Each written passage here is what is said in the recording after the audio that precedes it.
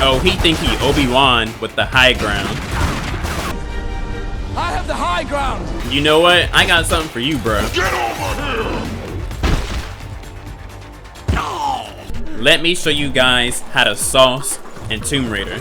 Okay, okay, okay, there you go. Alright, oh, he stopped the sauce. Alright, I'm ugly now. Redemption arc. Okay. There we go. I know y'all see the sauce. Grand entrances are always impractical. It's what makes them grand. Ain't that the truth? Anyways, what's up, Tomb Raider fans and everybody in between? A lot of people say Tomb Raider Legend is the best Tomb Raider game, and it's their favorite.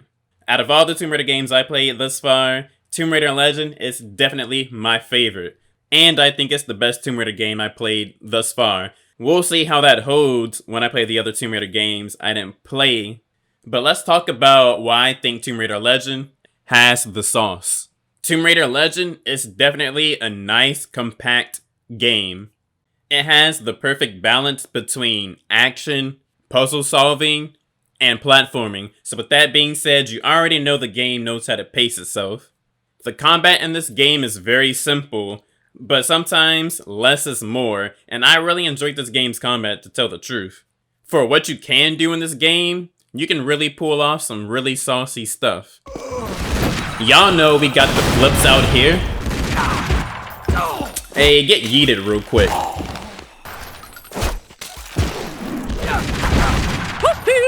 When it came to the combat, I definitely tried to piece everything together to see what was the coolest combination of things I could pull off. I experimented a lot with the weapons that they give you in this game, and you can definitely pull off a few cool combination of things. Like once I figured out that you can yank people with the grappling hook, and then you can slide into it too, it was a wrap.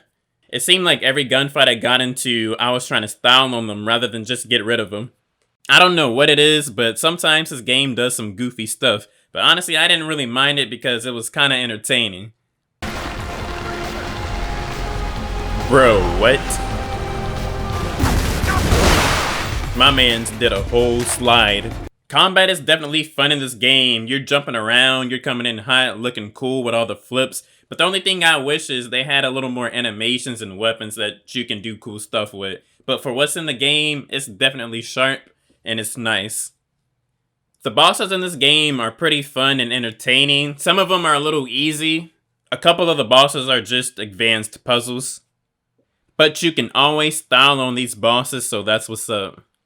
A lot of people don't like the final boss, but I think I figured out the final boss. It can be tricky, but once you really understand it, he's pretty simple. Or she's pretty simple.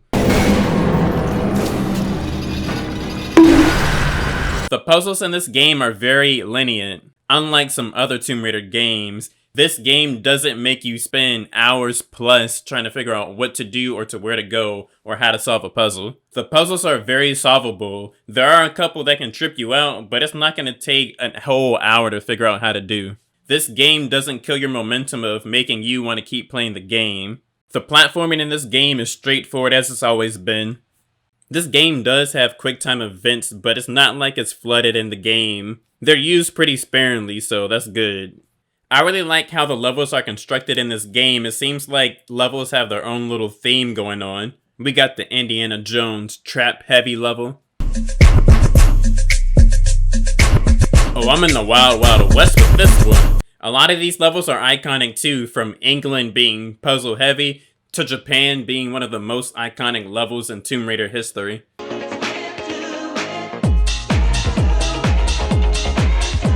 They getting a little groovy up in here. Some of the levels did offer a bike segment, but I think these parts kind of lasted a little bit too long, and some goofy stuff can happen on these levels too. On top of the level design, the animations in this game look very visually appealing too. Whether you're platforming, flipping around, or even just your idle animations, it all looks good. Even having different outfits depending on the terrain that you're in for that level. This game really got even the little details right. Even when you exit a level and you look at the main menu, each level has a different menu theme. And even those can be visually appealing to look at.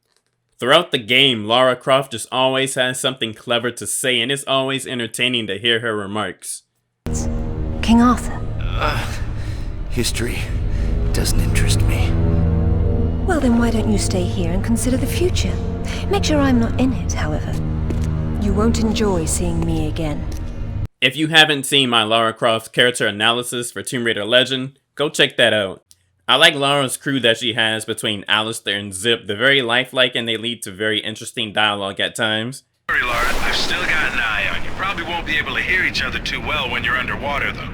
There is a god.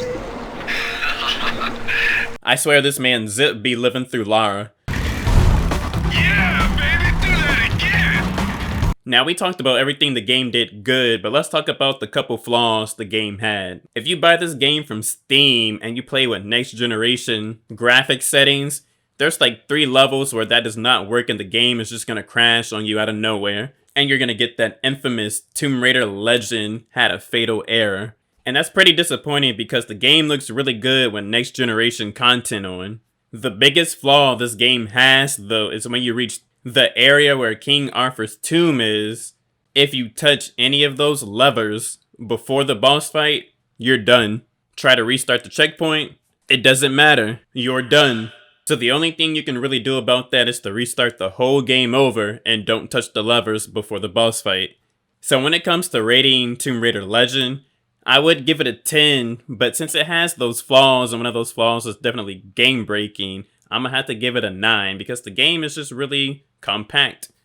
It could be a little longer, but for everything that's in the game, it's all executed really good.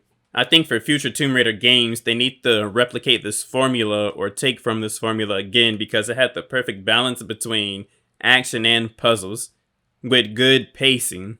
But if you like content like this, why don't you subscribe to the channel? There's going to be plenty of more content like this coming on the way. It's Perspective, and you guys already know what I'm about to say. Vibe out.